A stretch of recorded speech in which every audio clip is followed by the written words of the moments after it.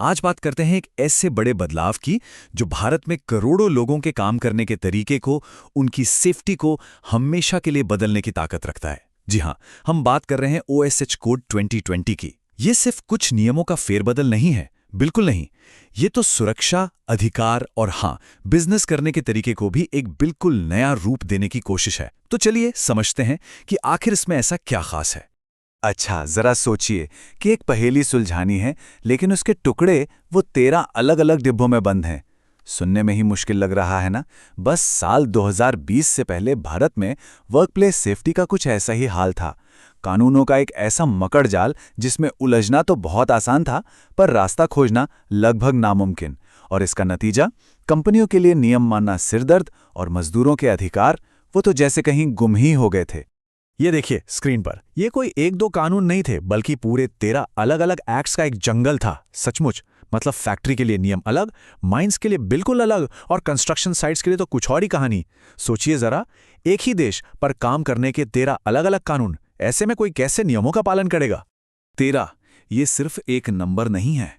इसका मतलब था 13 अलग अलग रजिस्ट्रेशंस, 13 तरह के रिटर्न फाइल करो, और वो जो कागजों का अंबार लगता था वो तो अलग। ये एक ऐसा चक्रव्यूह था जो बिजनेस को आगे बढ़ने से कहीं ना कहीं रोक रहा था। लेकिन फिर इस पूरी कहानी में एक बहुत बड़ा मोड़ आया। इस उलझे हुए जाल को आखिरकार काटा गया, और जो हुआ वो किसी क्रांति से कम नहीं था।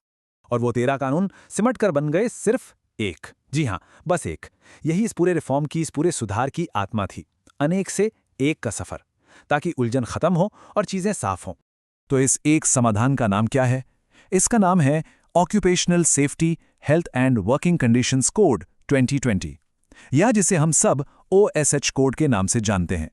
और हां, इसका मकसद सिर्फ कानूनों की गिनती कम करना नहीं था। असल मकसद तो था हर एक वर्कर के लिए उसकी काम करने की जगह को पहले से कहीं ज्यादा सेफ और बेहतर बनाना। और ये देखिए कि सिंप्लीफिकेशन हुआ किस लेवल पर है। जहां पहले 620 से भी ज्यादा सेक्शंस थे, वो अब घटकर सिर्फ 143 रह गए। 6 अलग अलग रजिस्ट्रेशंस की जगह बस एक, और 21 तरह के रिटर्न्स की जगह अब सिर्फ एक। तो ये सिर्फ कागज कम करना नहीं हुआ, ये असल में बिजनेस करने के तरीके को आसान बनाने की एक बहुत बड़ी कोशिश है। लेकिन रुकिए, कहानी सिर्फ कंपनियों की सहूलियत पर खत्म नहीं होती, बल्कि इस कोड का जो असली दिल है ना, वो धड़कता है वर्कर्स के लिए लाए गए नए अधिकारों में। ऐसे अधिकार जो पहले कभी थे ही नहीं। सबसे पहला और सबसे जरूरी, अपॉइंटमेंट लेटर का अधिकार। अब ये सिर्फ एक कागज का टुकड़ा नहीं है, ये सम्मान है, ये एक सुरक्षा है। जरा उन करोड़ों वर्कर्स के बारे में सोचिए जो सालों साल बिना किसी लिखित कॉन्ट्रैक्ट के काम करते आए हैं। अब हर वर्कर को यह जानने का कानूनी हक है कि उसकी नौकरी की शर्तें क्या हैं, सैलरी क्या है, सब कुछ साफ साफ। और दूसरा बड़ा अधिकार है सेहत का अधिकार। अब हर कर्मचारी को साल में एक बार फ्री हेल्थ चेकअप मिलेगा, और इसका पूरा खर्चा, हाँ पूरा खर्चा, कंपनी उठाएगी। ये एक तरह से इलाज से बेहतर बचाव वाली सोच को हकीकत में लाना है, क्योंकि देखिए, एक हेल्दी वर्कर ही तो एक हेल्दी इकोनॉमी की असली नींव होता है। अच्छा, ओशा कोड इस बात को भी समझता है कि आज का वर्कफोर्स बहुत डाइवर्स है, एक जैसा नहीं है। इसीलिए इसमें अलग अलग ग्रुप्स के लिए खास प्रोविजंस भी बनाए गए हैं, ताकि कोई भी पीछे ना रह जाए। और इसमें सबसे पहले बात करते हैं महिलाओं की। महिलाओं के लिए तो ये कोड एक सोच का बहुत बड़ा बदलाव लेकर आया है। ये उन्हें बचाने वाली पुरानी सोच से आगे बढ़कर उन्हें मौके देने की नई सोच को अपनाता है। मतलब सुरक्षा के नाम पर पाबंदी नहीं, बल्कि सुरक्षा के साथ बराबरी का हक। इस टेबल में देखिए कितना बड़ा फर्क है। जहां पहले फैक्ट्रीज एक्ट के तहत महिलाओं के लिए रात की शिफ्ट में काम करना मना था, वहीं अब OS कोड में उनकी सहमति और पूरी सुरक्षा के साथ इसकी इजाजत है। यही नहीं, जो काम पहले खतरनाक माने जाते थे, उनमें भी अब वो काम कर सकती हैं। बस शर्त यह है कि सारे सेफ्टी इंतजाम पुख्ता होने चाहिए। ये वाकई बराबरी की तरफ एक बहुत बड़ा कदम है। अब बात करते हैं उन हीरोज की जो अपना घर, अपना परिवार छोड़कर देश के दूसरे कोनों में हमारी अर्थव्यवस्था को मजबूत बनाते हैं, हमारे प्रवासी श्रमिक। ये कोड उनके लिए एक मजबूत सुरक्षा कवच बनकर सामने आया है। क्या क्या है इस सुरक्षा कवच में?